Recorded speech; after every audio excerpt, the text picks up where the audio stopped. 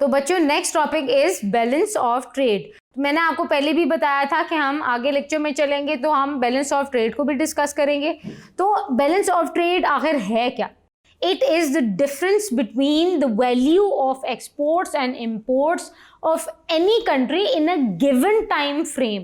This is called as balance of trade. इसका मतलब ये है कि आपके जो इंपोर्ट और एक्सपोर्ट का जो डिफरेंस है, यानी कि आपने इंपोर्ट ज़्यादा किया है या एक्सपोर्ट ज़्यादा किया है, तो एक टाइम फ्रेम आपने फिक्स कर लिया है कि इस टाइम में आपकी इंपोर्ट ज़्यादा हुई है या एक्सपोर्ट ज़्यादा हुई है, तो जो डिफरेंस आपका निकलता है उसको बैलेंस ऑफ ट्रेड कहा जाता है। और आपकी वैल्यू ऑफ एक्सपोर्ट जो होनी चाहिए वो ज़्यादा होनी चाहिए आपकी इंपोर्ट, यानी कि आपका नंबर जो परसेंटेज ऑफ एक्सपोर्ट्स हैं, हम चीज़ें जो भेज रहे हैं दूसरे मुल्क में, वो ज़्यादा उसकी अमाउंट होनी चाहिए, ना कि जो चीज़ें आप इंपोर्ट कर रहे हैं। ठीक है। और बैलेंस ऑफ ट्रेड जो है वो प्रॉफिटेबल है आपकी कंट्री में। अगर आपके एक्सपोर्ट ज़्यादा है तो दैट मीन्स आपकी कंट्री की इकोनॉमिक डेवलपमेंट हो रही है, आपकी इकोनॉमी फ्लरिश कर रही है, आपके मुल्क की आपकी प्रोग्रेस कर रही है मुल्क।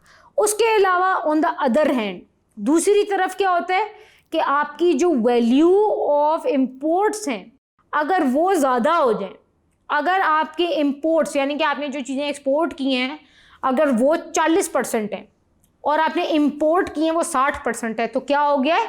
उसको कहा जाता है ट्रेड डेफिसिट, यानी कि खसारा हो गया आपकी ट्रेड में। ठीक है, आपकी तिजारत में खसारा हो गया। अब ट्रेड डेफिसिट में क्या होता है बच्चों के, वो डिफरेंट टाइप की भी होती है।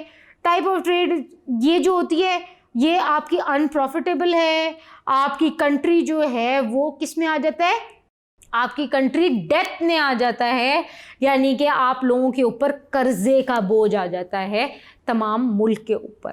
तो बच्चों जो इकोनॉमिक सर्वे है 2018 टू 2019 उससे हमें ये पता चलता है कि पाकिस्तान ने एक्सपोर्ट किया 19.17 बिलियन डॉलर्स और हमने इंपोर्ट कितना किया है? 45.47 बिलियन यूएस डॉलर्स। तो आपका ट्रेड डेफिसिट कितना हो गया, यानी कि तिजारत में खसारा कितना हो गया आपका?